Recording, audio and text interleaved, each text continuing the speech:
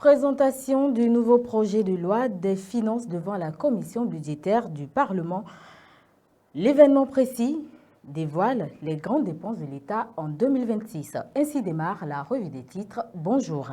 Lancement du programme Reprenariat Bénin, un nouvel élan pour la transmission des entreprises au Bénin. Forum Taï Entreprise GDZ, le Bénin mise sur ses talents pour l'export. Audience du 14 novembre 2025, à la page 4 du quotidien, la Cour suprême dénonce des interprétations tendancieuses. Prévision économique FMI 2025, le Bénin leader de croissance dans l'UEMOA. Deuxième conférence des préfets 2025 à Alada, le potentiel note, la relance la lutte contre les médias illégaux. Criette à la page 5 du journal, un automobiliste épinglé pour un billet glissé à un policier.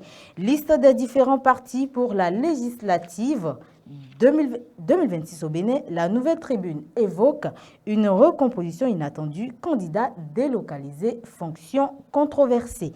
Bénin à la page 12, 2 jours de réflexion partagée à l'IAJP sur les élections et l'unité nationale. Présentation du projet de loi de finances gestion 2026 au Parlement. Le matinal expose les grandes orientations pour 2026, un budget de consolidation et d'ambition face aux défis. Ministre et président d'institutions planchent devant la commission budgétaire. Enseignement secondaire à la page 4, 1140 nouveaux AME déployés.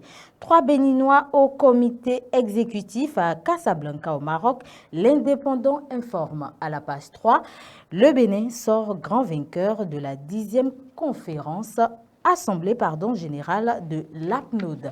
Budget sectoriel au ministère du Tourisme et de la Culture gestion 2026. Le Grand Matin rapporte 37,9 milliards de francs CFA pour valoriser la culture béninoise et rendre son tourisme plus dynamique. Département de l'Ouémé à la page 7 du journal, les caractéristiques du nouveau bâtiment de l'hôtel de ville de Porto Novo. Université publique au Bénin, résultat du test de sélection des assistants en position probatoire.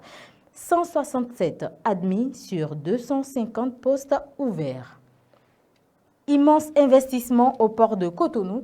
Matin Libre révèle l'OPTMB déterminé à collaborer avec l'État. Enabel, un partenariat solide.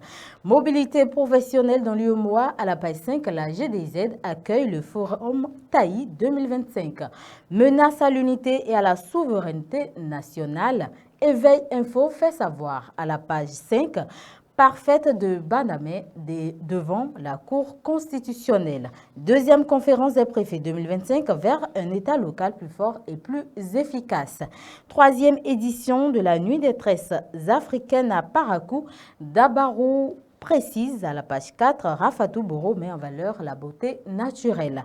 Et pour finir, lutte contre les médias illégaux au Bénin, la HAC et les préfets unissent leurs forces. C'est tout pour la revue des titres. Merci de l'avoir suivi et restez connectés pour la suite des programmes sur Kadara TV.